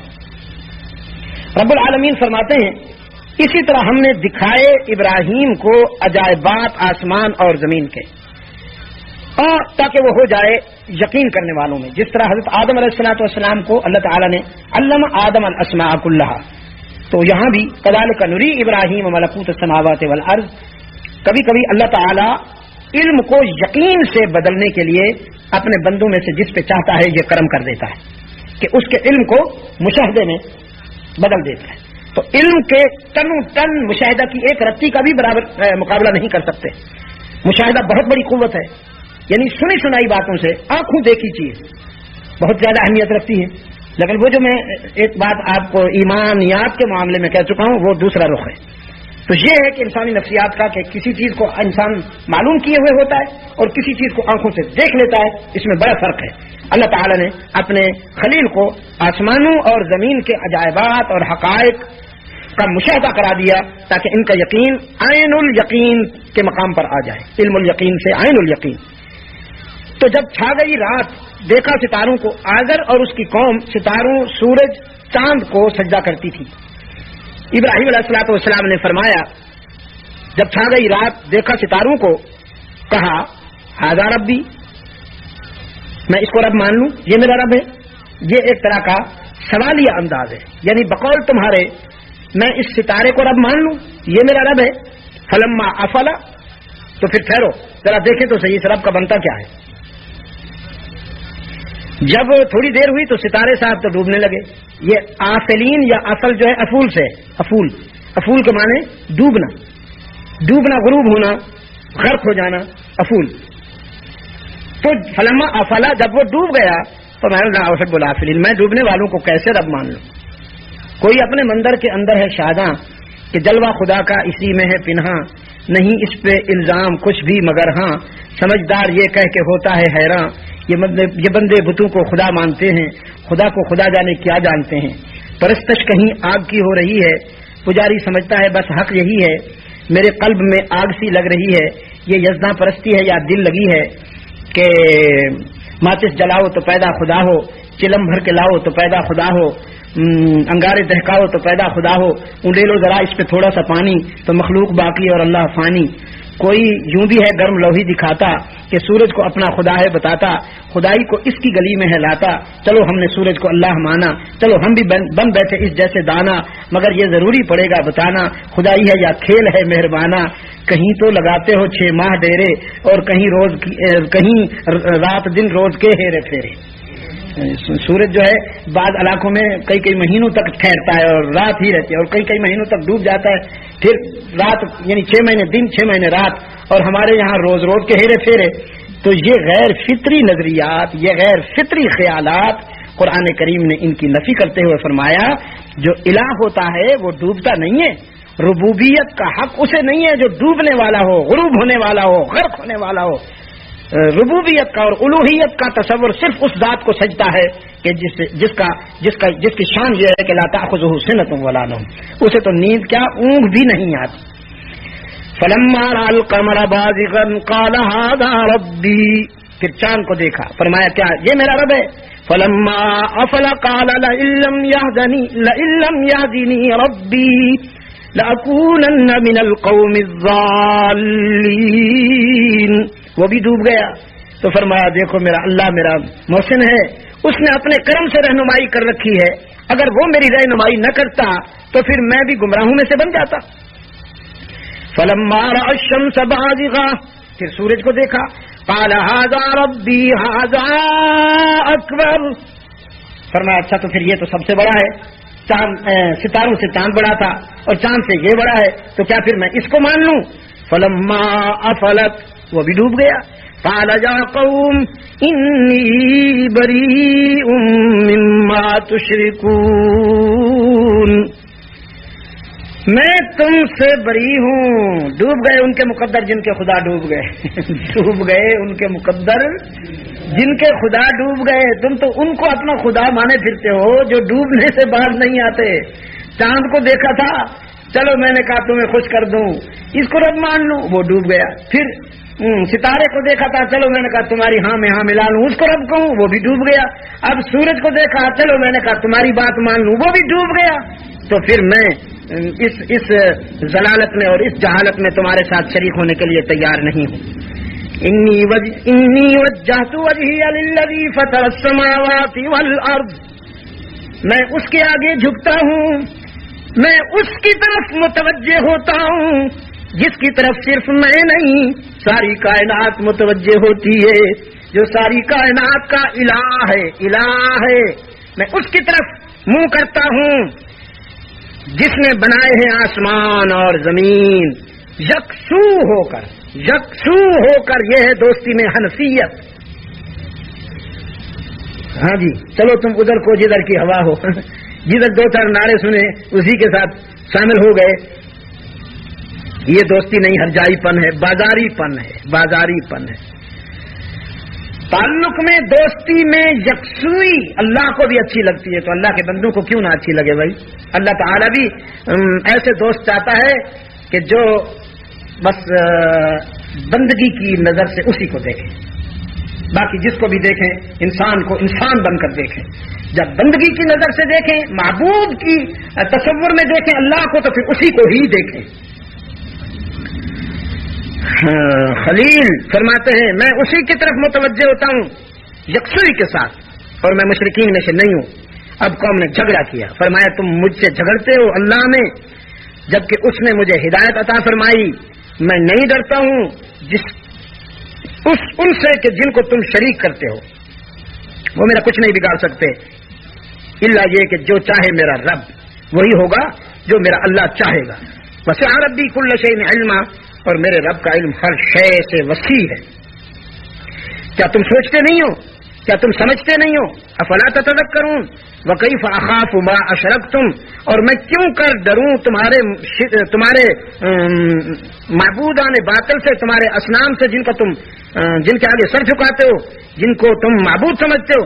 ولا تخافون انکم، اور تم نہیں ڈرتے اس بات سے کہ اشرکتم باللہ، اللہ کے ساتھ شرک کا جرم کر رہے ہو، ما لم ينزل بھی علیکم سلطانہ، جس کے حق ہونے کی کوئی دلیل تمہارے پاس نہیں ہے۔ ما لم ينزل بھی علیکم سلطانہ کا مطلب یہ نہیں کہ اللہ تعالیٰ نے تم پر شرک کے حق ہونے کی دلیل اتاری ہی نہیں، مطلب یہ ہے کہ تمہارے پاس اس عمل باطل کے حق ہونے کی کوئی بھی دلیل نہیں ہے۔